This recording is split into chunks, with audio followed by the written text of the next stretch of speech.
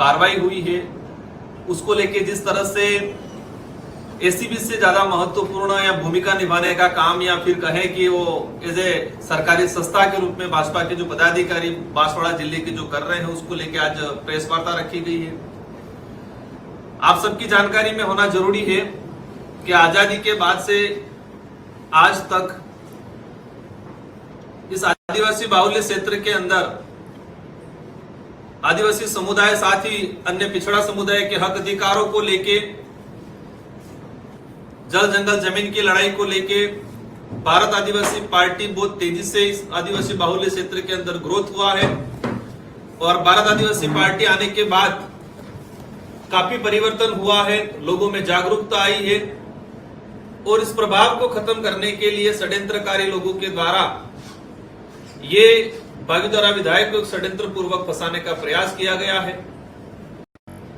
वर्तमान राजस्थान के अंदर भाजपा की सरकार है और भाजपा की सरकार है और आपने देखा होगा भजनलाल जी की सरकार बनने के बाद राजस्थान के अंदर लोकसभा चुनाव हुआ, इसके बाद उपचुनाव हुआ और लोकसभा चुनाव के साथ ही भागीदारा विधानसभा उपचुनाव हुआ था। और भागीदारा विधानसभा उपचुनाव इसलिए हुआ था, आप सबकी जानकारी में होगा, महेंद्रजीत मालवीय जो कांग्रेस से विधायक थे, पूर्व मंत्री रहे हुए हैं और वो भाजपा में गए और वो भाजपा में क्यों गए, क्या कारण रहे, सारी जनता को पता है, ये बताने का जरूरत नहीं है कि वो क्या कारण रहा। तो वो सीट खाली होने के बाद लोकसभा चुनाव के साथ ही भागीदारा की जनता ने जय कृष्ण पटेल को 51,000 वोटों से एक भारी बहुमत से जिताया था और जीतने के बाद 4 जून को रिजल्ट आया, 3 जुलाई को उन्होंने शपथ लिया और जिस दिन से रिजल्ट आया उस दिन से ही आम चर्चा में आ गया था, विरोधी लोगों के द्वारा कहा जा रहा था कि इसको 1 साल भी नहीं निकालने दिया जाएगा, उसको उपचुनाव कराएंगे। और जैसे जैसे 3 जुलाई को उनका शपथ ग्रहण हुआ, 11 जुलाई को विधानसभा के अंदर क्वेश्चन लगा। ये आपके और हमारे सबके और आम जनता के जहन में है कि 3 जुलाई को जो भागीदारा से विधायक चुन के गया, 11 जुलाई को क्वेश्चन लग गया, 3 जुलाई को शपथ ले रहा है, 11 जुलाई को क्वेश्चन लग गया, मतलब 7-8 दिन के अंदर वहां से कैसे क्या संपर्क हुआ, किसने क्या लगाया, ये भी एक जानने का विषय है। और ये सारा जो षड्यंत्र जिस तरीके से हुआ, आप सबकी जानकारी में होगा कि 2 क्वेश्चन लगे थे। जिस तरह से एसीबी ने कार्रवाई की, पार्टी का शुरुआत से रहा है, मैंने खुद ने हमारे पार्टी के पदाधिकारी सबने स्टेटमेंट दिए हैं, एसीबी की कार्रवाई हुई है, विधायक गलत है, एसीबी कोर्ट तय करेगा और एसीबी हमारी पार्टी की तरफ से भी एक्शन लिया जाएगा। लेकिन जिस तरह से कहानियां सामने आई बनी बनावट वाली, एसीबी के डीजी साहब ने प्रेस कॉन्फ्रेंस के दौरान कहा कि विधायक ने संपर्क किया और एफआईआर की कॉपी हमने पढ़ी, एफआईआर की कॉपी में क्लियर है कि विधायक ने उस पार्टी से संपर्क नहीं किया, उस पार्टी ने विधायक से संपर्क किया। पूरी एफआईआर को पढ़ी हमने, पूरी एफआईआर में 42 बार 40 से 42 बार दोनों की आपस में चर्चाएं हुई है और इसमें से 28 बार उस आदमी ने आगे से संपर्क किया है। विधायक की तरफ से 11 बार कॉल हुए और 11 बार में भी लगभग 7 बार तो रिप्ले में कॉल किया गया। और एक ये चौंकाने वाला बात है, राजस्थान में भाजपा की सरकार है, जो रामनिवास मीणा टोडा भीम से भाजपा का विधायक प्रत्याशी रहा। एक आम पब्लिक, आम कार्यकर्ता, आम जनता समझती है कि जो भाजपा की सरकार है, भाजपा का विधायक प्रत्याशी रहा है और वो क्यों डरेगा क्षेत्रीय पार्टी के विधायक से। एक ये मतलब ये सारी क्लियर है कि एक षड्यंत्र हुआ और वो भाजपा का विधायक प्रत्याशी के नॉमिनेशन में जिस कंपनी की माइंड चल रही है, उस कंपनी के एवज में जो पैसे मांगने का जो ड्रामा बता रहे हैं, मान लिया विधायक हो सकता है गलत हो, लेकिन उस कंपनी की वैल्यू हुई 1 करोड़ 55 लाख है। जिस कंपनी की वैल्यू 1 करोड़ 55 लाख है, वो 2.5 करोड़ देने के लिए क्यों तैयार हुआ। और जो पैसे देने आया है रामनिवास मीणा का बच्चा रविंद्र मीणा, उसने 2011 में एलएलबी की है, सुप्रीम कोर्ट में प्रैक्टिस किया है। एक सुप्रीम कोर्ट का जो वकील रहा है, वहां प्रैक्टिस कर रखी है, वो भी बसपा से विधायक प्रत्याशी रहा है। इस लेवल का जानकार आदमी विधायक प्रत्याशी, उसके पिताजी भाजपा के नेता रहे हैं, इस तरह का आदमी एक विधायक से डर के क्यों पैसे देगा। क्यों विधानसभा के अंदर क्वेश्चन लगा, विधायक रहा हूं, विधायक की जो प्रणाली होती है कि किसी भी विधायक पे कार्रवाई होती है और विशेषकर विधानसभा परिसर में कार्रवाई होती है या किसी भी विधायक को फोन ट्रेस पे लगाया जाता है तो सरकार के गृह मंत्री को और विधानसभा अध्यक्ष को सूचित किया जाता है कार्रवाई करने से पहले और फोन ट्रेस करने से पहले। तो गृह मंत्री भजनलाल जी है, आज राजस्थान के मुख्यमंत्री है, विधानसभा अध्यक्ष जी हमारे वासुदेव जी है, उनका कार्रवाई के दौरान स्टेटमेंट आता है कि मेरी जानकारी में नहीं था, कार्रवाई होने के बाद जानकारी में आया। ये राजस्थान की जनता को गुमराह कर रहे एक आदिवासी विधायक को फंसाने का षड्यंत्र किया गया है, क्योंकि विधानसभा अध्यक्ष को बिना जानकारी के एसीबी या कोई भी कार्रवाई नहीं कर सकता है। सेंट्रल की जो एजेंसी है वो भी अगर रूलिंग में विधायक है उस पर सीधी कार्रवाई नहीं कर सकते विधायक सभा अध्यक्ष को सूचित किए बिना, लेकिन अध्यक्ष जी ने कहा कि मेरी जानकारी में नहीं था। इन सारी कहानियों से सामने आता है कि ये प्री प्लान एक एजेंडा था।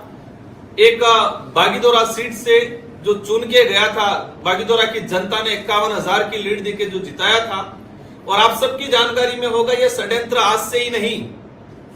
इस इलाके में ये इलाका कहा जाता है संतों की भूमि है, शहीदों की भूमि, संत सुम्माल महाराज हो, मापजी महाराज हो, और यही षड्यंत्रकारी लोग राजस्थान के अंदर जब पैसा कानून बना 2011 में, उस पैसा कानून को नपुंसक बनाने का काम किया जो आज षड्यंत्र का बोली बाली जनता है, आज तक उन्होंने गुमराह किया। ये भी जानने की जरूरत है कि इस इलाके के अंदर 2013 आरक्षण को लेकर जो अधिसूचना जारी हुई, रिजर्वेशन पॉलिसी 2013 में जारी करवाई उन्होंने, मैंने खुला लिखा था ये काला कानून है इस इलाके को लेके। वही षड्यंत्रकारी लोग जिन्होंने 2013 में काला कानून पास किया। पिछली बार काकरी डूंगरी प्रकरण हुआ 2022 के अंदर, 1167 बेरोजगार युवाओं का गला घोटने का काम किया। वही षड्यंत्रकारी लोग जिन्होंने काकरी डूंगरी प्रकरण कराया।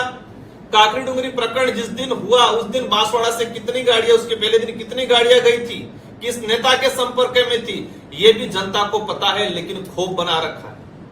वही षड्यंत्रकारी लोग हैं जिन्होंने आज बागीदोरा विधायक को फंसाया।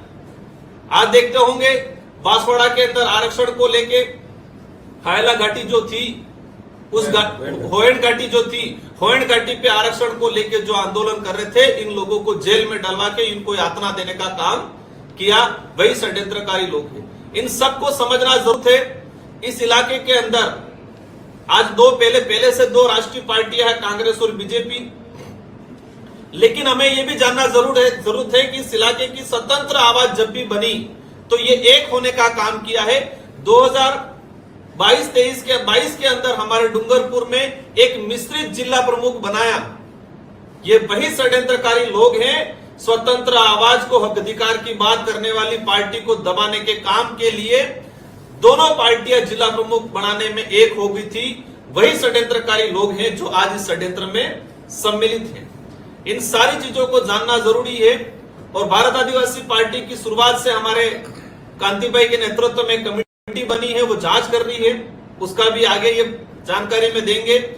लेकिन मैं कहना चाहूंगा बांसवाड़ा की जनता को, जो मंच पे चढ़ के माहौल बना रहे हैं, चोर है, मान गए हमारा विधायक गलत है, एसीबी तय करेगी, एसीबी सजा देगी, पार्टी भी कार्रवाई करेगी। लेकिन यह भी जानना जरूरी है कि भाजपा में जाने से 7 दिन पहले भ्रष्टाचारी थे। मैं मंच पे देख रहा था हकरू मेहड़ा जी का चेहरा, जो हकरू मेहड़ा जी जिला परिषद के अंदर थप थपा के चिल्लाते थे, इतना भ्रष्टाचार, करोड़ों का भ्रष्टाचार, 3000 करोड़ का भ्रष्टाचार। मैं आज उनका भी चेहरा देख रहा हूं, जो पूर्व जिला अध्यक्ष रहे थे पटेल जी, लाभचंद जी पटेल, जो सीएम को, प्रभारी मंत्री को लेटर लिखा करते थे इतने करोड़ का भ्रष्टाचार, वो कहां चला गया। ये जानने की जरूरत है कि जो रामनिवास मीणा 7 दिन पहले भाजपा में गया, 7 दिन पहले भाजपा में जाके भाजपा की टिकट लाके चुनाव लड़ा, ये भी जानने की जरूरत है कि वो आदमी इसमें फंसाने में, षड्यंत्र में है। और इधर भी क्या है आप सबकी जानकारी में है, जनता को जानने की जरूरत है। और ये देखा गया है इनके जो कार्यक्रम हो रहे हैं, जनता में आक्रोश है, जनता में आक्रोश नहीं है। बेचारी नरेगा की जनता को बुला बुला के, वीडियो को, सरपंच को पाबंद कर करके सारे उन्होंने घाटोल में, बांसवाड़ा जिला मुख्यालय पे, कुशलगढ़ पे, बागीदोरा में जो कार्यक्रम किए, इन कार्यक्रमों में नरेगा की लेबर को लाया गया है। नरेगा का पैसा नहीं आ रहा है, सरकार का डंका बजा रहे हैं। जिला प्रमुख मैडम की तरफ से कहा गया, बांसवाड़ा का डाटा निकाल के देख सकते हैं अपन कि नरेगा की सैंक्शन नहीं निकल रही है। आज लेबर पार्ट हो गया, 3-3, 4-4 पखवाड़े हो गए, नहीं आ रहा है। मेड कारीगरों का साल भर हो गया, वो पेमेंट नहीं आ रहा है। लेकिन जनता मतलब कहे कि जनबल जुटाने के लिए बेचारा नरेगा मिल रहा है। जनता समझ चुकी है। कितना भी हम तो यही कहेंगे बेचारी की लड़ाई होनी चाहिए, लेकिन राजनीति का भी एक स्तर होता है। एक बड़े बड़े शहर के अंदर एसीबी से बड़े हो गए, न्यायालय से बड़े हो गए, ये कानून बना हुआ है। आज सरकार है उनका, इसलिए दबा रहे हैं हमारे कार्यकर्ताओं को। कानून बना हुआ है कि किसी भी अपराधी को जब तक कोर्ट इसको सजा नहीं दे दे, तब तक कोई भी व्यक्ति किसी प्रकार का प्रसार प्रचार बैनर पोस्टर नहीं लगा सकता है। कानूनन अपराध है, लेकिन सरकार के बलबूते पे दबाने का काम, लोगों को गुमराह करने का काम। लेकिन जनता समझती है क्या गलत है क्या सही है। लोकतंत्र में आवाज उठाना, जो मीडिया में छपा हुआ, जो लालचंद जी पटेल ने मालवीय जी के लिखा था पत्र, वो न्यूज की छपी हुई हमारा कोई कार्यकर्ता किसी ग्रुप में डाल रहे हैं, उसको थानेदार को बुला के, थानेदार को डरा के उसको ले जाके मारपीट करवा रहे। ये लोकतंत्र की हत्या करने का काम कर रहे हैं। लेकिन हमें जहां तक समझ में आया है, जनता बहुत समझदार हो चुकी है, जागरूक हो चुकी है। आज हमारा प्रेस कॉन्फ्रेंस करने का यही रीजन था, क्योंकि कहावत है कि जो झूठ को बार बार दोहराया जाता है, कोई झूठ है उसको सच के बार बार दोहराया जाता है तो वो सच साबित हो जाता है। इसलिए जनता को भी बताना जरूरत है। एसीबी ने कार्रवाई की है, मान गए, हो सकता है हमारा विधायक गलत हो, उस पर एसीबी तय करेगी, कोर्ट तय करेगा, वो जेल में है। आज भाजपा न्यायालय नहीं है।